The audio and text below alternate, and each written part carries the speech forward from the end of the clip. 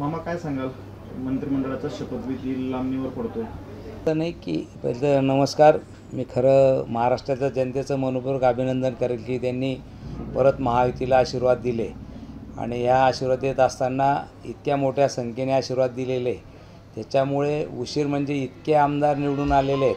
त्याच्यामुळे एका घरात एक पक्ष असला तरी कुजबूज होते, 3 पक्ष आहे, त्याच्यामुळे निर्णय घेताना नक्कीच उशीर होत असेल. पण सर्व तोलामोलाचे ज्येष्ठ श्रेष्ठ असतील, नवीन असतील, सर्व आमदार निवडून आलेले आहेत. की मोठी संख्या निवडून आल्यामुळे प्रत्येक जिल्ह्याचा प्रत्येक सामाजिक याचा निर्णय करताना कदाचित उशीर होत असेल त्याच्यासाठी. पण महायुतीत चांगले निर्णय होतील, जनतेचे हिताचे निर्णय होतील. पुन्हा मी जनतेचे म्हणून आभार मानतो की त्यांनी परत महायुतीला जनतेचा सेवक म्हणून आशीर्वाद दिलेले.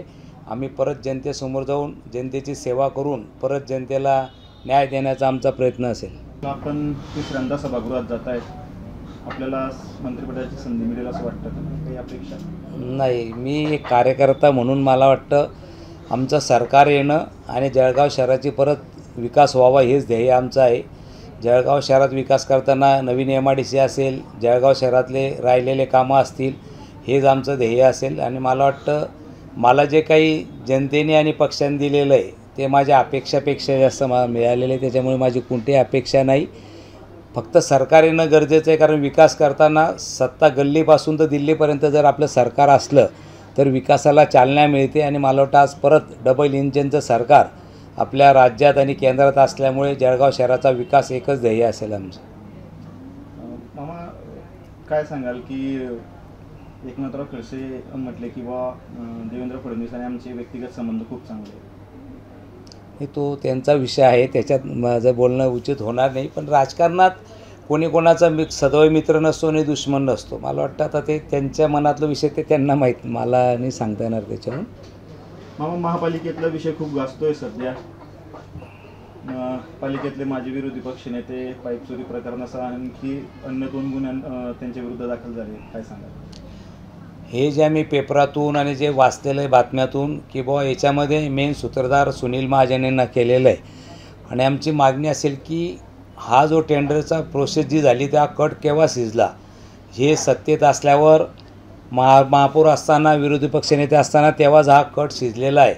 आणि मला वाटतं याची सकल चौकशी व्हावी अशी आमची मागणी आहे. स्थानिक स्वराज्य संस्था या जनतेच्या पैशातून चालता. मला वाटतं ही चोरी जनतेचे पैशाची चोरी त्यांनी केलेली आहे, त्याची भरपाई त्यांच्याकडून केली जावी, त्यांच्या प्रॉपर्टीवरती बोजा लावण्यात यावा आणि कडक कारवाई व्हावी. याच्यामध्ये कोणालाही गळ करता कामा नाही आणि कोणी निर्दोष असेल तर त्याच्यावरती कारवाई होता कामा नाही अशी आमची मागणी असेल. पण याच्यामध्ये बरेच रथी महारथी अटकतील, बऱ्याच लोकांच्या याच्यामध्ये रिंग झालेल्या आहेत, बऱ्याच लोकांनी पैसे घेतलेले आहेत आणि मला वाटतं चौकशीत ते निष्पन्न होईल. पण नक्कीच महापालिका प्रशासन असेल, पोलीस प्रशासन असेल, आम्ही 100% याचा पाठपुरावा करून शेवट जनतेच्या पैशाला न्याय मिळेल याच्यासाठी आम्ही प्रयत्न करणार आणि याच्यासाठी कठोर कारवाई व्हावी ही आमची मागणी असेल. असं पाहत असाल तर जसे आज हे भंगार म्हणून तरी झालं, पण मला वाटतं ही ब्रिटन गाडली पाईपलाईन होती आणि याच्यातला जो कट रचला गेला, याच्यात 5 कोटीचे पाईप जे पेपरात वाचले 5 कोटीचे पाईप होते आणि फक्त 80 लाखाचं टेंडर काढलं गेलं. जर टेंडर होतं तर मग रात्री का काढले गेले तुम्ही पाईप? आणि मला वाटतं याची महापालिकेने सकल चौकशी करावी आणि यांच्या प्रॉपर्टीवरती बोजे लावून ते पैसे वसूल करण्यात यावे आरोपीकडून अशी आमची मागणी असेल. आणि कोणीच कोणाला पाठीमागे घालू नये अशी सुद्धा आमची मागणी असेल. याच्यात कितीचा घोळ वाटतं? पण माझ्या हिशोबाने जे वाचलेलं ही कोटी जर पाहिलं असेल तर त्यांच्या व्हॅल्यूनुसार 5 कोटीच्या वरती याची व्हॅल्युएशन आहे आणि त्याच्या टेंडर प्रोसेस फक्त 80 लाखाची झालेली आणि पुराव्यासहित कोणाच्या शेतामध्ये पाईप होते, कोणी भंगारवाल्याने घेतले, किती माल घेतला, त्याच्या अकाउंटला हे सर्व डिटेल आलेलं आहे पोलिसांकडे. कोणी कोणी मिटिंग झाल्या रेस्ट हाऊसला, कोण कोण होतं त्या मिटिंगला, हे सर्व डिटेल आलेलं आहे. आणि मला वाटतं भविष्यात त्याच्यावरती पोलीस प्रशासन आणि महापालिका कारवाई करेल 100%. बघायला गेलं तर महापालिकेचे अधिकारी जी कर्मचारी आहेत त्याच्यामध्ये नावाचा घोळ करताना पाहायला मिळत आहे.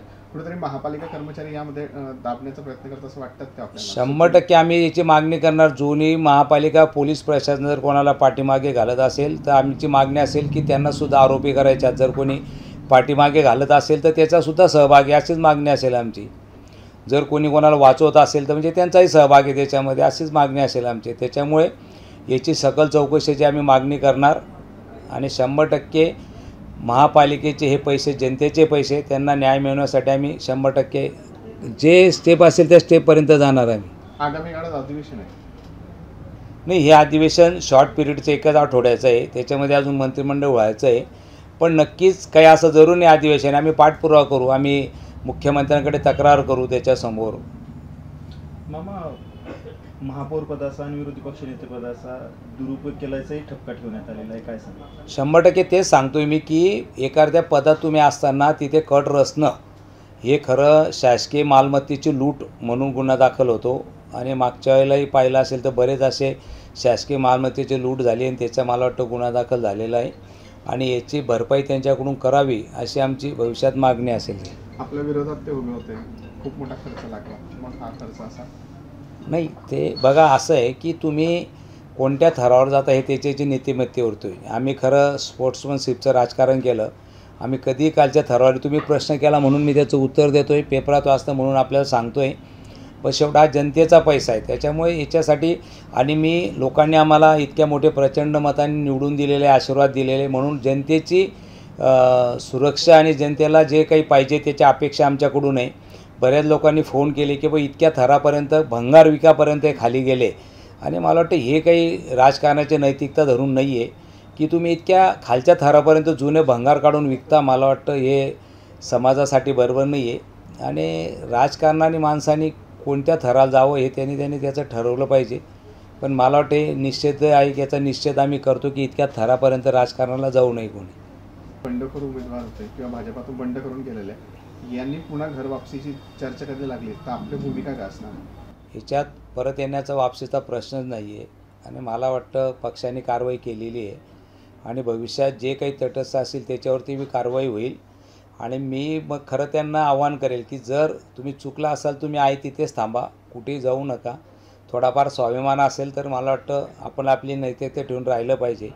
असं केलं तर प्रामाणिक कार्यकर्त्यांनी ते अविश्वास दावल्यासारखं होईल.